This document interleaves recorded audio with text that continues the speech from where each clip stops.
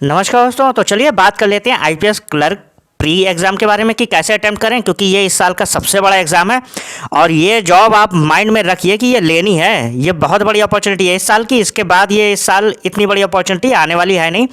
तो ध्यान से ये वीडियो देखिएगा और जो लोग भी नए हैं वो सब्सक्राइब कर लीजिएगा, क्योंकि इस पर मैं आईपीएस क्लर्क के लिए बहुत बेहतरीन कंटेंट बना रहा हूँ। अभी बस वो अपलोड होने वाला है, तो जो लोग भी नए हैं वो सब्सक्राइब कर लीजिएगा। समझ रहे हैं? एक एक टॉपिक पे मैं करंट अफेयर्स के वीडियो सही से बना रहा हूँ। बस आप लोग थोड़ा सा ये पेपर दे लीजिए, उसके बाद फिर अपलोड होते रहेंगे। कुछ वीडियोस अपलोड भी कर चुका हूँ। फिलहाल देख लेते हैं कि कैसे अटेम्प्ट करें और ज़्यादा टेंशन मत लीजिएगा, ठीक है। फिलहाल देखते हैं important points. Don't put too much pressure on your mind to solve above 85 plus और 90 प्लस क्वेश्चंस। तो इसमें मैं ये कहना चाह रहा हूँ कि अपने माइंड पे जो है ना ज़्यादा प्रेशर मत डालना, बहुत ज़्यादा कि जो है मुझे 85 के ऊपर ही ले जाने हैं, 90 प्लस ही क्वेश्चंस करने हैं, ये इतनी बड़ी अपॉर्चुनिटी है, मुझे सिलेक्शन लेना ही। भाई साहब, इसी वजह ज़्यादा आप टेंस हो गए, तभी गलतियाँ होंगी वहाँ पर। पहली चीज़ कि यहाँ पर 1100 के आसपास जो है हमारे पास वैकेंसीज अभी 11,000, सॉरी इसमें 1100 लिख दिया, 11,000 वैकेंसीज़ हैं, ठीक। थोड़ी सी मिस्टेक हो गई, इसमें 11,000 प्लस वैकेंसीज़ हैं। और इसका मतलब क्या हुआ कि लगभग 1,10,000 से ज़्यादा बच्चे लिए जाएंगे। समझ में आ रहा है? तो इसका मतलब कट ऑफ ज़्यादा नहीं जाने वाला है। तो आपसे बस रिक्वेस्ट है कि ज़्यादा प्रेशर मत लेना, ठीक है। जितने बेसिक्स पर आपने प्रैक्टिस करी है बस उसी पर टिके रहे ना, आपका आराम से प्री निकलेगा। समझ रहे? कट ऑफ इतना ज़्यादा नहीं जाएगा। ज़्यादा टेंशन लोगे फिर वहाँ पर पजल भी नहीं बनेगी ज़्यादा, इसीलिए ज़्यादा जो है स्ट्रेस मत लेना। फिर देख लेते हैं next point. Cut off can be in the range. हाँ, तो ये 75 से 80 के बीच में हो सकता है, इससे कम ही जाए। मैंने मैक्सिमम रख दिया है कि 80 के आसपास जा सकती है मैक्सिमम केस में, ठीक है। तो आप लोगों से बस यही कहूँगा कि अगर आपके 81 हो रहे हैं, 82 हो रहे हैं, जो कि हो ही जाते हैं अगर आपकी तैयारी एवरेज है, तो भी आप 80-81 तो कर ही लोगे। और अगर अच्छी है तो फिर आप 85 के पार तो जाने वाले हो।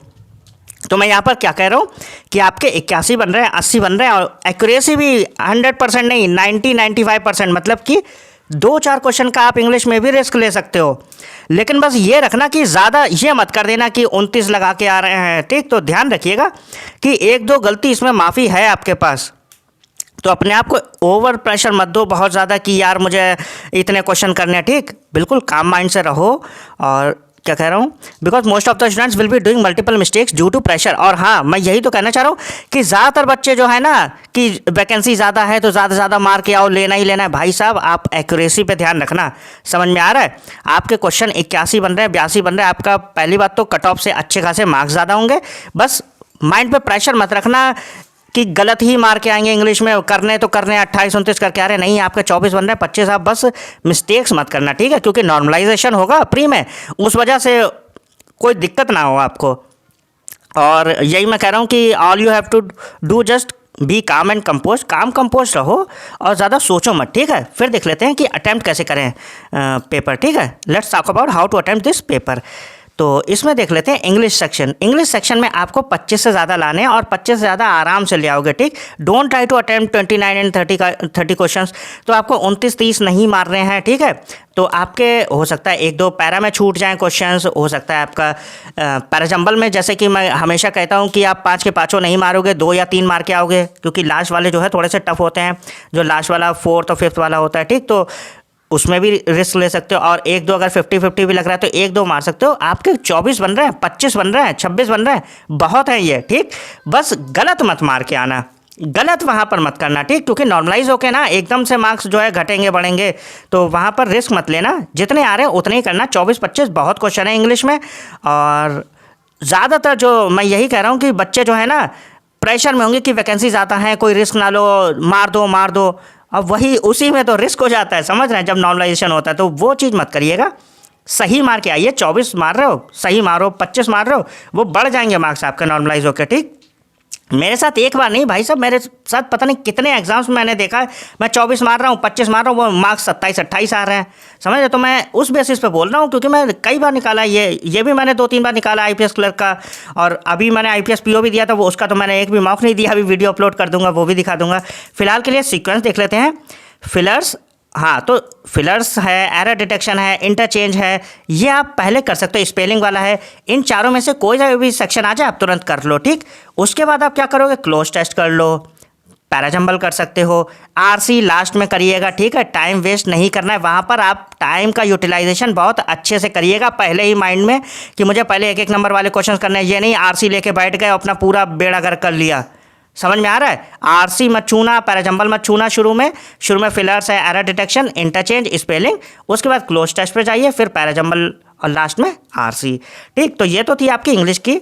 आराम से आपके बस 24 से 25 करना क्वेश्चन, और ज़्यादा टेंशन मत लेना। लो के हो रहे हैं अटैम्प्ट, अगर आपका बात शिफ्ट में भी है तो भी आप टेंशन मत लीजिएगा, बस अपनी एक्यूरेसी पर ध्यान रखिएगा। फिर देख लेते हैं रीजनिंग में आपको 30+, ठीक है। इसमें आप 30+, जैसे मैंने SBI क्लर्क में बताया था कि 32 के ऊपर लाने ही लाने हैं। यहाँ पर थोड़ा सा आपको रिलैक्स मिल सकता है। एक आपकी कंपैरिजन वाली 2-3 नंबर की, वो भी अगर आप छोड़ भी रहे हो चल जाएगा, या फिर ब्लड रिलेशन एक छोड़ भी दे रहे हो, एक वो अल्फ़ाबेट वाला छोड़ रहे हो तो कोई दिक्कत नहीं है, ठीक है। तो ध्यान से करिएगा।